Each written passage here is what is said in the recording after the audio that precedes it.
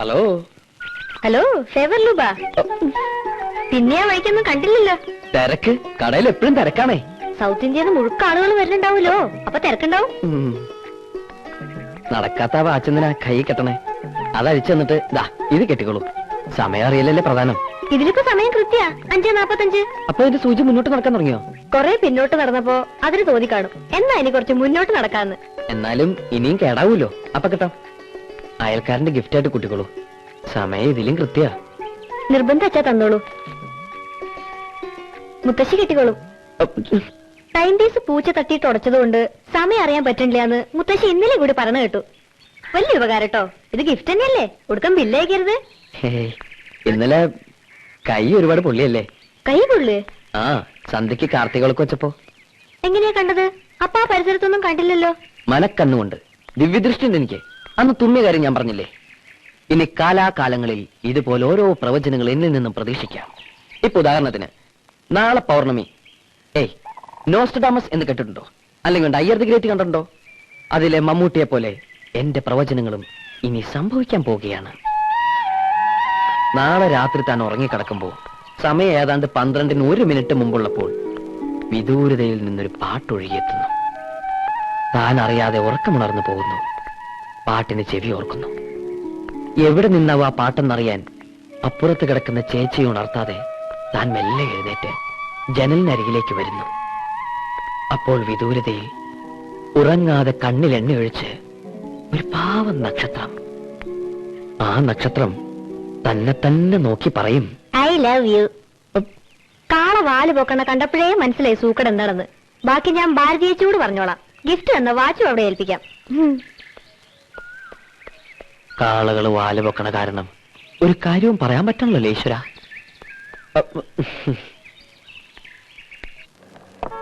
നമ്മുടെ നാട്ടുകാർക്ക് ചിരട്ടാന്ന് പറഞ്ഞ പുച്ഛമല്ലേ. സായിപ്പന്മാര് തന്നെ വരണം ഇതൊക്കെ വാങ്ങാൻ. സീസൺ അല്ലാത്തതുകൊണ്ട് ഒരു കുഞ്ഞിനെ കാണാനുമില്ല. കഴിഞ്ഞ പ്രാവശ്യം കൊണ്ടുവന്ന് തന്നെ ബാക്കിയാ. വില കുറയ്ക്കാൻ വേണ്ടി പ്രഭാരേട്ടൻ അങ്ങനെയൊക്കെ പറയും.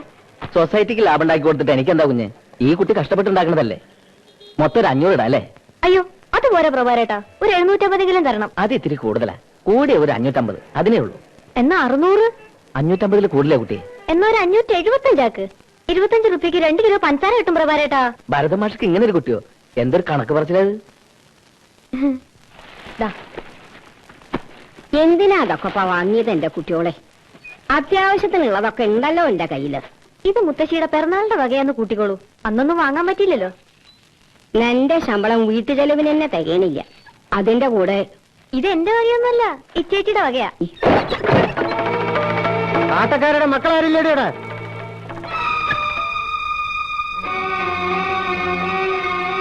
കുഞ്ഞപ്പൻ ഇന്നലെ തേങ്ങയിടാൻ വന്നപ്പോ പറ്റില്ലെന്ന് പറഞ്ഞു തള്ള അല്ലേ? പറഞ്ഞു.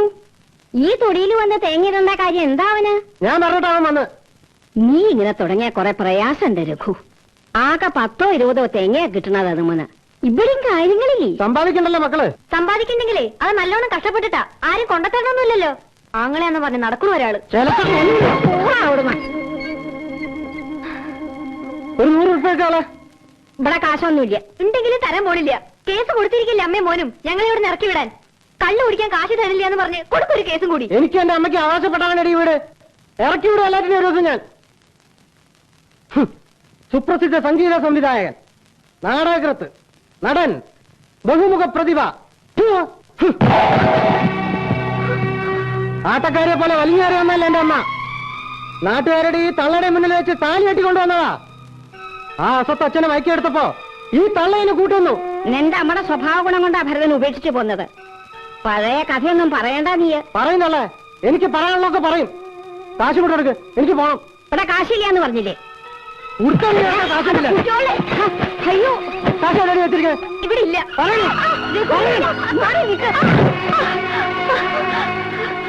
അയ്യോ എന്റെ കുട്ടി.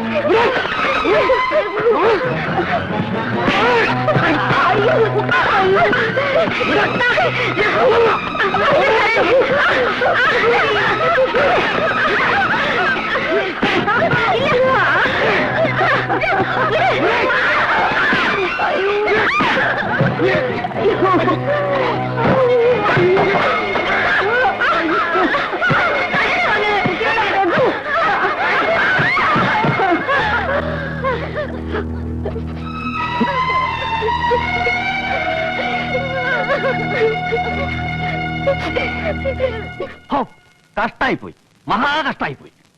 കണ്ടില്ലേ കുട്ടികളുടെ മുഖം പൊട്ടിയിരിക്കണേ? തോന്നിയാസ ചക്കൻ കാണിച്ച് പെൺകുട്ടികൾ മാത്രമുള്ള വീട്ടിൽ കയറി ഇങ്ങനെ അതിക്രമം കാണിക്കേ. ഹോ ദുഷ്ടൻ, കാക്കോടകൻ. ഇതൊക്കെ ഞാൻ പറഞ്ഞിരിക്കുന്നു. ഇത്ര എന്നെ കൊണ്ട് പറ്റൂ. അച്ചുവേട്ടൻ അങ്ങനെ പറയുന്നത്. പിന്നെ എങ്ങനെ പറയണം? മയക്കെടുത്ത് നാട്ടുകാരെ മുഴുവൻ വിളിച്ചു കൂട്ടി പ്രതിഷേധയോഗം നടത്തണോ? അച്യുതന്റെ അടുത്തല്ലാണ്ട് അവരാരുടെ അടുത്താ പോയി പറയാ? ഓ ഉണ്ടല്ലോ അയൽക്കാര്. വേണമെങ്കിൽ നാട്ടുകാരെ മുഴുവൻ വിളിച്ചു കൂട്ടാം, അല്ലെങ്കിൽ പോലീസിൽ കംപ്ലൈന്റ് കൊടുക്കാം. കള്ളുകൂടി അടിപിടിയായിട്ട് നടക്കുന്നവരെന്ത് പോലീസ്? വെറുതെ വാശി കൂട്ടാന്നല്ലാണ്ട്. എന്നാ പിന്നെ മിണ്ടാണ്ട് ഇറങ്ങി കൊടുക്കുക. ഉപദ്രവം ഉണ്ടാവില്ലോ. എന്നിട്ടൊരു വീട് വാടകയ്ക്ക് എടുക്കുക. ഉദ്യോഗസ്ഥ ഉണ്ടല്ലോ, ഉദ്യോഗസ്ഥ. അങ്ങനെ ഞങ്ങൾ ഇറങ്ങി കൊടുക്കണില്ല. മുത്തശ്ശിക്കും കൂടി അവകാശപ്പെട്ടതാ വീട്. മുത്തശ്ശിക്ക് അവകാശമുണ്ട്. പക്ഷേ നിയമപരമായിട്ട് ഇപ്പോഴും അവന്റെ അമ്മ തന്നെയാ നിങ്ങളുടെ അച്ഛന്റെ ഭാര്യ. കോടതിയുടെ മുമ്പിൽ നിങ്ങളെ വെപ്പാട്ടിയുടെ മക്കളാ. ഇങ്ങനെ കണ്ണ് ചോരിയില്ലാണ്ട വർത്തമാനം പറയരുത് അച്യുത. ഒന്നുമില്ലെങ്കിൽ നീ അവരുടെ അമ്മാമിയല്ലേ? അമ്മാമ അങ്ങനെ ഒരു വിചാരമുണ്ടോ വിറ്റോളക്ക്? അഹങ്കാരല്ലേ അഹങ്കാരം. അങ്ങനല്ലേ വരൂ. അച്ഛന്റെ മക്കളല്ലേ. പുച്ഛായിരുന്നു പുച്ഛം. ഞാൻ പിശുക്കനാണ്, അരസികനാണ്, വലിയ കലാകാരനല്ലേ. മദ്രാശിയിൽ ഡാൻസ് പഠിക്കാൻ പോയ പെണ്ണിനെ വശീകരിച്ചെടുത്തതാ സംഗീതം പാട്ടെന്നൊക്കെ പറഞ്ഞ്. ഒന്നേ ഉണ്ടായിരുന്നുള്ളൂ പെങ്ങളായിട്ട്. അറിയോ സുകുമാരന്? അതൊക്കെ പഴയ കഥകളല്ലേ, അവര് മരിച്ചും പോയി. പഴയ കഥയ്ക്ക് പുതിയ പതിപ്പ് ഇറങ്ങിയിട്ടുണ്ടല്ലോ. കണ്ടില്ലേ ഒരുത്തി കോളേജിൽ നിന്ന് ഒരുത്തന്റെ കൂടെ പ്രേമിച്ചോടിപ്പോയി. അമ്മയുടെ പാരമ്പര്യം. അതിന്റെ പേരിൽ നാണക്കേടിന്റെ പങ്ക് അച്ചുവന്നായിരുന്നു. മതി വിസ്തരിച്ചത്. നാണക്കേടൊക്കെ ഞങ്ങൾ സഹിച്ചോളാം. ആരും സഹായം ചോദിച്ചാൽ നിങ്ങൾ വരണില്ല. ആ പേരിൽ കാശ് ചെലവാന്ന് പേടിക്കേണ്ട അച്ചുവന്നായര്. വരണ്ടെന്ന് 1000 പ്രാവശ്യം പറഞ്ഞല്ലേ മുത്തശ്ശിയോട്. ഇപ്പൊ തൃപ്തിയായില്ലേ? ഇറങ്ങട്ടോ അങ്ങട്.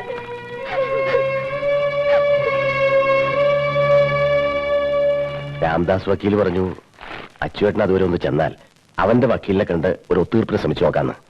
അതൊന്ന് പറയാൻ വേണ്ടിട്ടാ ഞാൻ കൂടി വന്നത്. എല്ലാം ഒത്തീർപ്പാക്കാം. എല്ലാം കഴിഞ്ഞ് അയാളുടെ ആളെ ഇങ്ങട് വിടും. വീടും പറമ്പും വിറ്റ് വക്കീൽ ഫീസ് ഇയാൾ കൊടുക്കൂ. രാമദാസ് വക്കീൽ തന്നെ വേണല്ലോ. ആ